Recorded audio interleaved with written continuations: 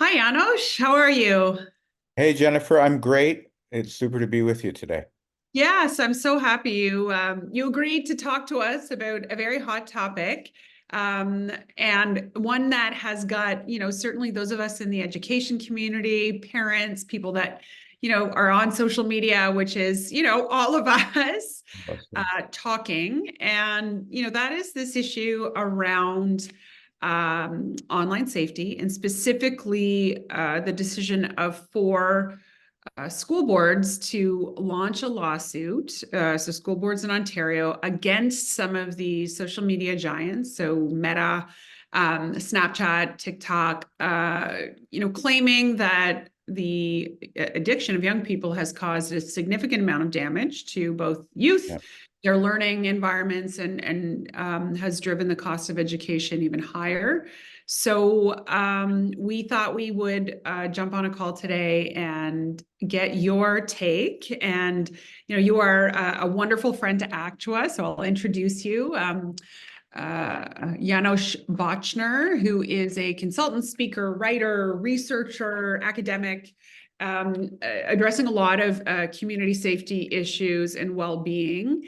And you're someone that we have been lucky enough to turn to for advice and background and research on this issue of online safety. So, could you just start by walking us through just briefly what this lawsuit is? Yeah. Well, and nor am I a lawyer, and I don't even play one on TV.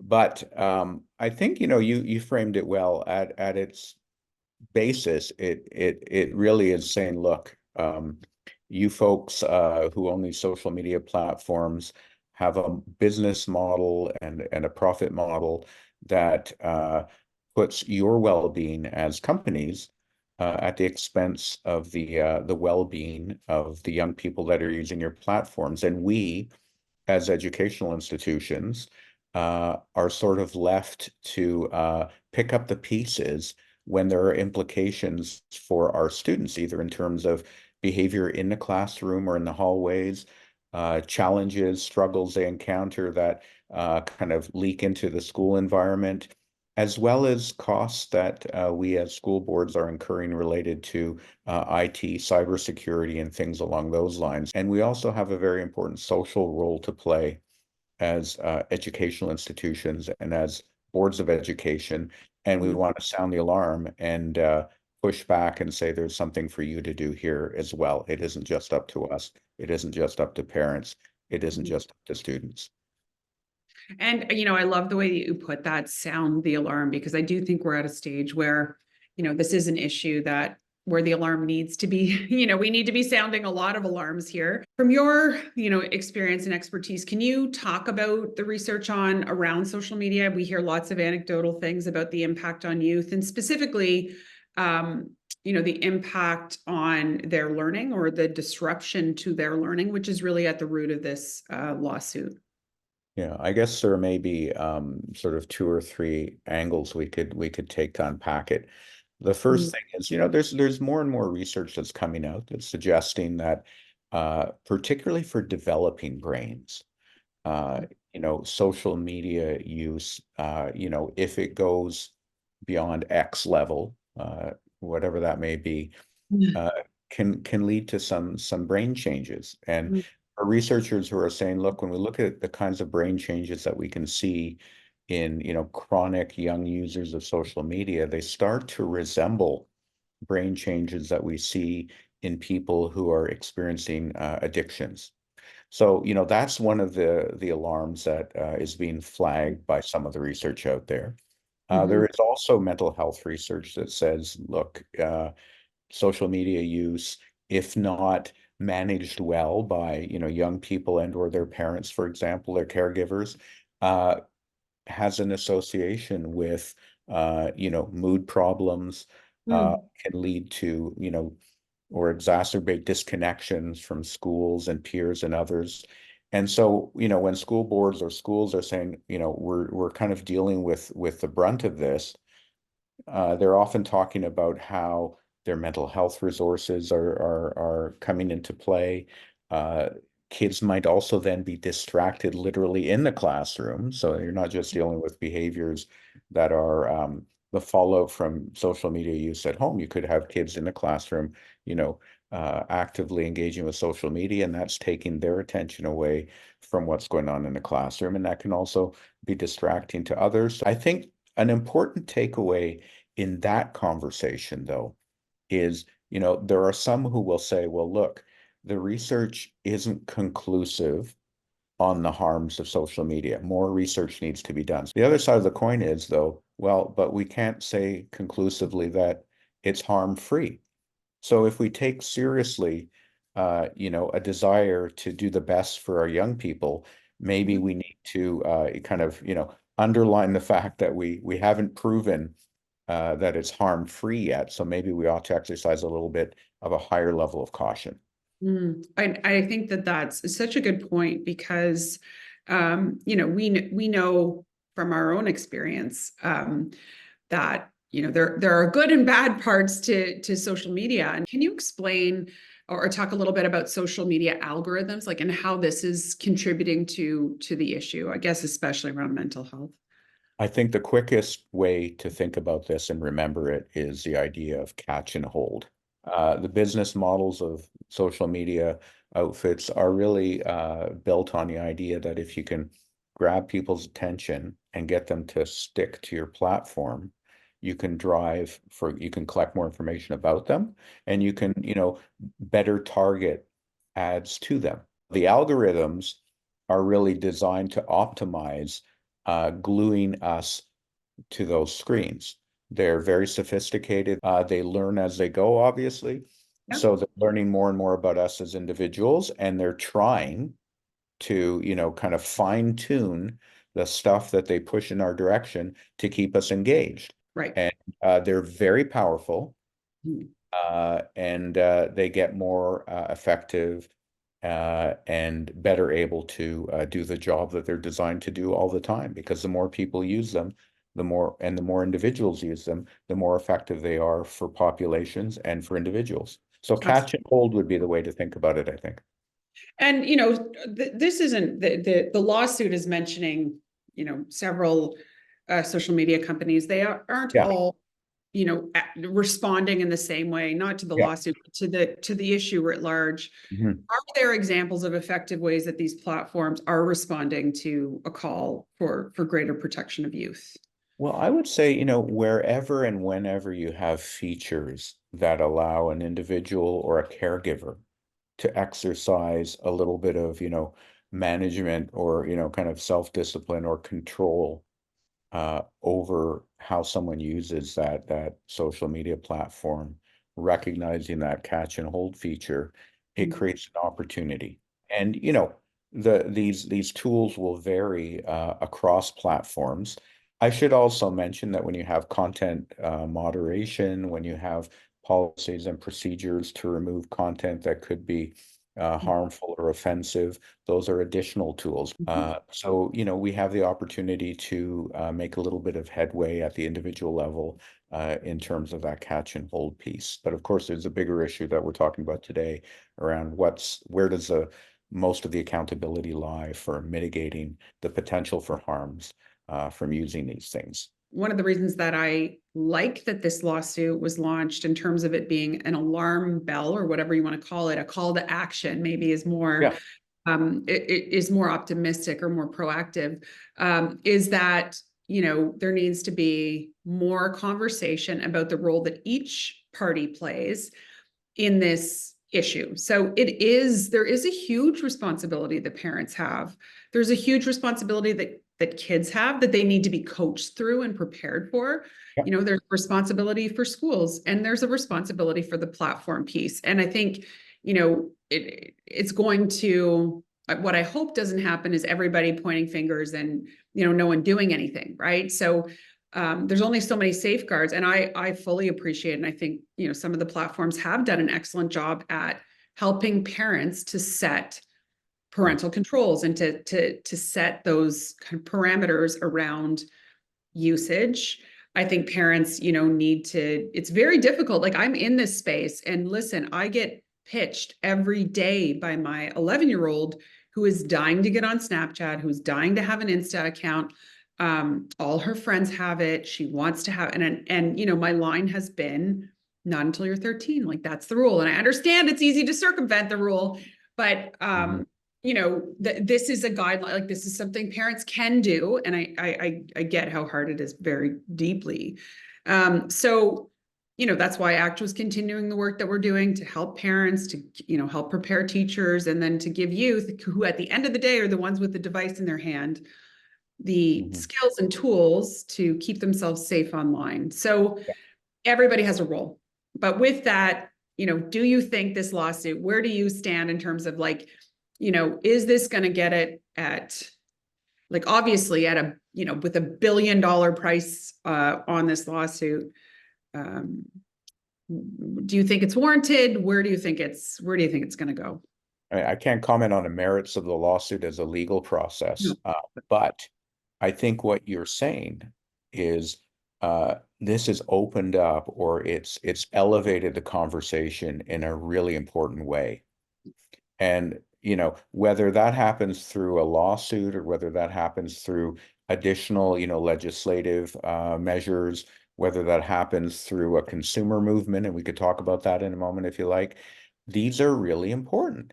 They kind of flip the conversation and say, look, we recognize there's a role for everyone. There's a role for us as individuals, caregivers, schools, etc.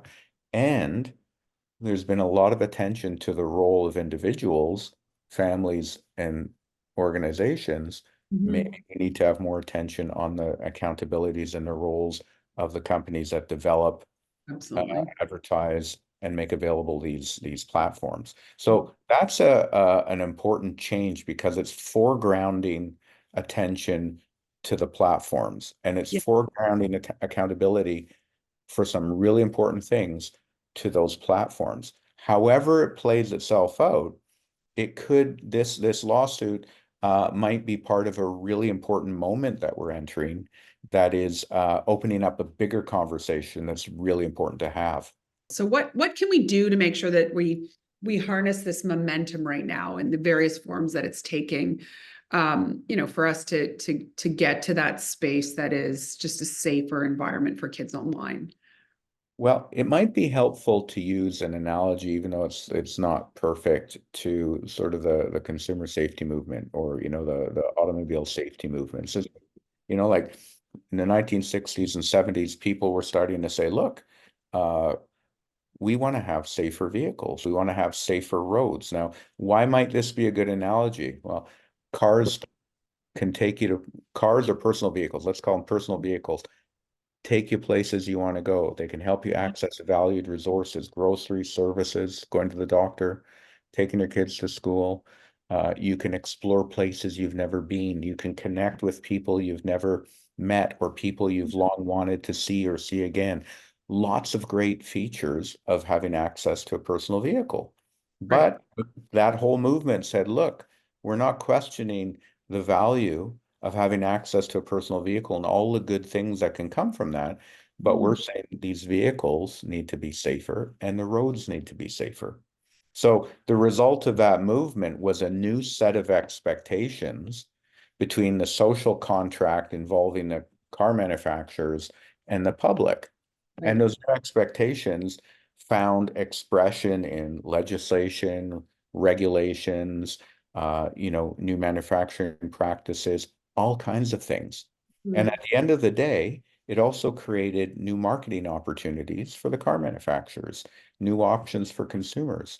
You know, when you look back over the last half century, despite many, many more vehicles on the roads and many, many more people who have driver's licenses, overall, there's been a really, at least in Canada, significant decline in, you know, in the danger of being on the road in a vehicle or as a passenger. So I think, again, you know, if we're saying, has this opened up a new moment? Maybe. And what might be able to, you know, latch onto that momentum? I think if more, you know, individuals and collectives of individuals say, yeah, look, we want to have a better social contract with you folks, that might be the sustainable momentum that can help to move us to a better place together. This isn't going to go away. We have to understand how to use technology well, how Mhm. to leverage the benefits of technology, Mhm. and we can't pretend that it doesn't exist. So what can we do to harness, all of these innovations to do as well as we can for vulnerable folks, as well as to do as much as we can to build the kind of society we want to have.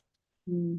And, I really, I think that's such a helpful analogy because I think we do have to think about the fact that or recognize that social media is not new, but it's fairly new to have it this prolific, have it this accessible, to have youth, younger and younger, having access to this, the pandemic exacerbating everything for these kids.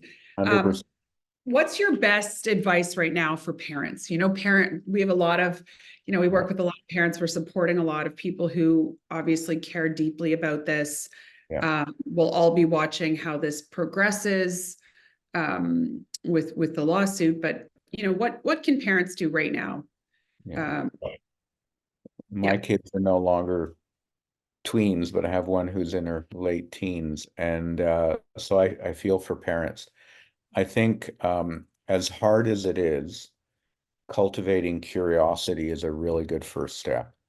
Why is Mm, this important to you? You seem to be upset this morning after you were, looking at your Instagram account. Is there anything going on? Um, Understanding that you're not always going to get it right, right. but that, and there could be elements of the situation, right? If someone's working two or three jobs, it could be really hard to be available all the time to keep up with this or even to know what to do. So we have to have, compassion for the parents. Uh, Absolutely. but I mean, there are things, engaging children, understanding that, uh, you know, connection to school is a really important way to mitigate some of the risks of social media. So, if you're able to be part of that school community or, engage with your teachers and maybe sit on a parent teacher committee, bring your concerns forward and think about, what supports you need, what supports schools might need, and whatever we can do to make schools an attractive, safe, inclusive place for our kids to be, that Mhm. helps to mitigate some of the risks of excessive social media use. Mhm. But also parents, parenting is parenting. Yeah. So there's a role to exercise there around saying no sometimes, and saying, look, you know, what are our rules in this house? Yeah. And why are these rules these rules? And, is this something we can negotiate?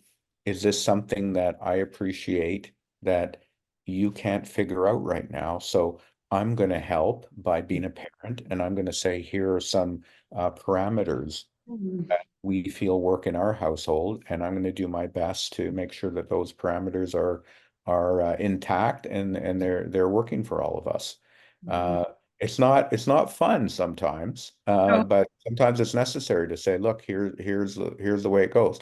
But don't cut off that ability or that attempt to connect and understand, mhm. because that's really the way in, and that's the way to sustain a relationship. Curiosity is one of our most valuable characteristics, and if we can fuel that, we can often go a long way and relate to people in ways that we perhaps didn't think we could.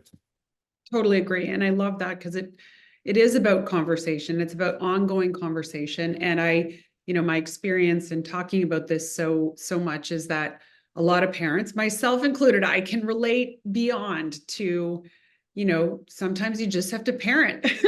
Yeah. And you do understand that the develop, kids' development, especially at these young ages that I think schools are concerned about, does require some pretty significant guidelines and some supports, but that can happen with a conversation. It's terrifying when things go wrong online, but I love your message, which is be curious. Who are you talking to? What are you doing? How is it making you feel? Do you think And there's anything contributing to you know, some of the challenges you're having, and talking about your own experience, because we're all experiencing social media as well and what that does in our lives. I was just going to say that, Jennifer, being a little bit vulnerable and Yeah. saying, look, I struggle with it too. Or I went down that rabbit hole yesterday. I didn't think I was going to, but where did all the time go? Mhm. Those are the kinds of things that can help to foster trust, Yes. between a parent and a child, so that it's less about I'm trying to dictate what you should do, and I don't know your reality. I'm Exactly. struggling with some of this too sometimes. So it makes you a bit more human as a parental figure, and maybe hopefully a bit more relatable as well. Agreed. Well, thank you so much. We'll hopefully have a chance to talk as things progress with this lawsuit and as the conversation continues, which we know it is at a rapid pace. So I love that we had time to chat today, and I look forward to continuing the conversation. Me too, anytime. My great pleasure. Bye for now. Bye.